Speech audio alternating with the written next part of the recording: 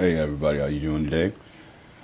You're listening to the Dark Roast with Kai Dorsey. I'm your host, Kai Dorsey, and today's topic is going to be on the millennial fiscal situation, financial situation, how we're becoming financial slaves due to student loans, horrible credit, the fact that we haven't been taught how to handle, basically how to do our taxes, or what the true meaning of our credit is. The reason why we were so in tune to feel the burn, as students and millennial age group. And I was thinking about this because I had my aunt who works in real estate and does a lot of stuff with taxes and credit and can help people build and fix their credit and make sure that they're actually on the up and up. She was talking to me, and we basically got into this huge discussion about, I wish I could have had her on, to be honest, but we got into this huge discussion about what are we going to do as this next generation. As a real estate agent, she knows that there aren't really any millennials going out and buying homes. There's some outliers who may own their own already due to some good financial support, but they've also been taught how to do this stuff, and it's probably second nature to them. But how are we going to do so when our credit is shot? And as millennials, we're expected from our politicians and the bankers and everybody who is the predecessors to us now.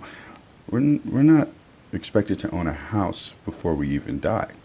We may rent one, but they don't expect us to own anything of our own. And one of the huge issues is student loans. We are broken by the things like credit, student loans, and some don't even really finish school and end up in a higher debt because of so. Meaning that you do all this work, and first of all, you come in it without planning. Most people we're going into college because one, it's either free or they're giving us money, and or some type of free. And we go through and just waste it all. We waste all the time. We live in a time where we'll make goals, but don't make them happen. We'll see what we should go after, but we never really touch it.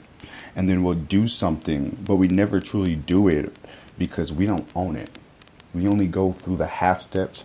We only go through the A to B to C, and we stop at D because it's like, I thought this was going to be a lot easier. And we don't ever reach Z. So we're not finishing what we start a lot of times. Are you going to be able to get a job after school if you finish? Yes, of course. No matter if you're using your degree or not, you're going to have some type of job.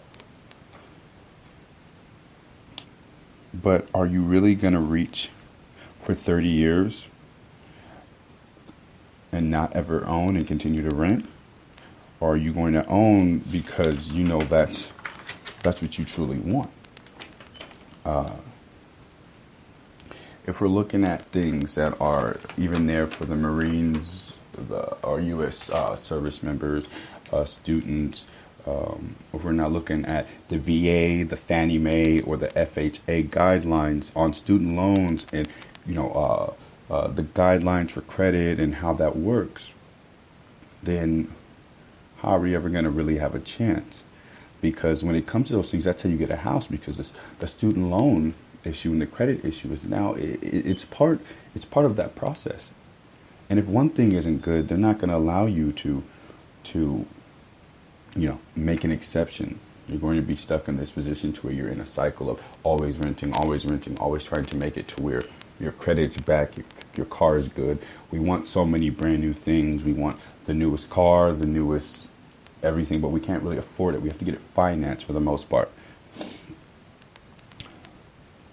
The issues that a lot of us in the millennial age group are facing is out of sight, out of mind. We lack information, and we choose to be willingly ignorant to the details of the specifics of our debt. From J. Marine Henderson of the Forbes magazine, they said 45% of those interviewed didn't know what part of what they made went off to paying off their loans, right? 45% of people. 37 unaware of the interest of said loans.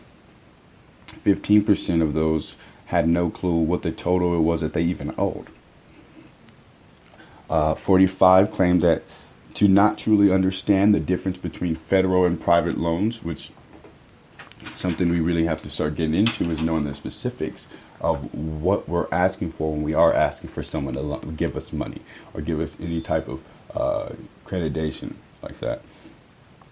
She also finds out that a high 59% don't know how long it'll take for them to even be debt free. You know, what they say also in this article that I was reading is that our mindset is to shack up with as many people as we can in rent. Get all your buddies together and try to put all your pennies in one pot, because it saves up from opening our phones and Googling student loans and guidelines and looking up the things we need to research and finding out how hard we're going to have to work to actually make our own ownership become accomplished. You know, figuring out how credit really works instead of just, you know, knowing we need a 700 credit score. What is the purpose of the credit score? What is the purpose? How does it work? Why is it that you have 3 creditors who have to give you the same yes? You know, why is it that it takes so long for delinquent things to get off of your credit? Or how do you expedite that entire process?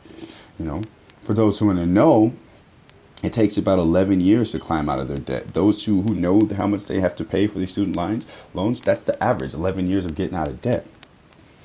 And we've got people who are paying taxes, car notes, everything it does to be an American, but for what? To never own a thing, to never truly say that's mine, to say that I have to give this back to the bank. We have a generation who's more prone to lease or rent than they are to ever own. We're failing to put in perspective what matters. Our quality of life supersedes the debt reconstruction. We'd rather go, man, you know, I could put $400 into this, but I think that I'd rather go to this show that is going to give me some happiness and give me some moments. I'll be able to post on social media, and I'll be able to look back at all those times and say, oh yeah, well, the debt will still be there. I can just pay that next week and just ask for an extension. But can we give up the alcohol, the partying, the fast food, the lattes and Starbucks, aka the super sugar water, you know, concerts, EDM, rave shows, all that, so that we could start to chip away at this debt that we know is there, prematurely, hitting this thing with a premeditated thought pattern. You're not broke because you're being held down in any way, shape, or form. You want your financial freedom. You want to unchain yourself and stop fooling yourself that that you need to keep up an appearance, and you need to realize, reorganize your priorities. We all do. It's better to be broke now and wealthy later than it is to be broke throughout your whole life trying to play catch up with some bill collector. Everybody needs an emergency credit card, but you need to stop spending more than 1/5 of that. You need to keep your limit. Like if it's at 1,500, stay under 300, stay in between 300 and 400, bring it down. It should never reach 400. You want to always keep that down. Only use it for survival. We got to see what's really important instead of, the instant gratification of what'll make me happy right now in this moment. Figure out how to work the inner and the outer of the tax systems. The reason why we have all these systems is to clean up our taxes. It's because it's easy. It's easy enough to learn, and that's why there's someone else who's doing it. We just have to learn how to do it ourselves. And instead of learning how to do it, we pay somebody to do it, because honestly, we're just lazy individuals. That's all it really is. We have to fix our credit, keep it fixed, not so society that we only do things when we think it's going to benefit us in those moments. The one we live in is all about money and credit and how much money you have to fill in if you don't have the most pristine credit. We are owned. We're owned as long as we cannot free ourselves from the change of debt. And that's really frightening to me, to be completely honest. But the hope lies in our will and drive to have the momentum to keep these issues fixed. Now versus later, to be completely honest, instead of worrying about the simple small things that can actually be held off, or you don't really need, we don't need a lot of the things that we say we do. The wants, we are more fulfilling with our wants than our needs. And we have to remember that I would rather pay now than pay later. Right now we're young and we're energetic, and the thing is that we have everything we need. All that energy can be put into this, and it'll be done a lot faster.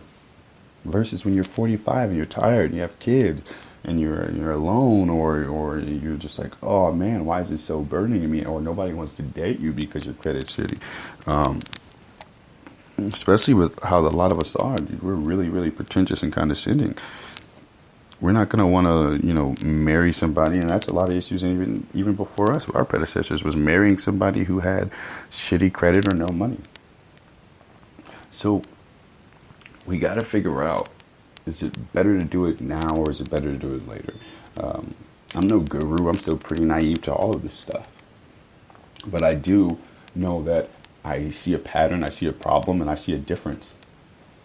And we can make the difference. We can change it. We can build up upon what the perception other people already have of us as a millennial age group.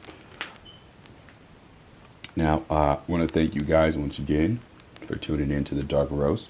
I should have some really super awesome content coming in soon, as well as some guest speakers. Can't really wait for that, to be honest. If you guys haven't been, tune in to the Kickstarter, /the Dark Roast. We still need some help on that. I've been trying to edge back on the promotion for that, just so I can make sure I'm actually putting out some content so that people actually feel like they have something that they're reaching for with helping the goal and setting it up. But I want to say thank you guys once again for tuning in. This is Kai Dorsey with the Dark Roast. It's time for you to wake up.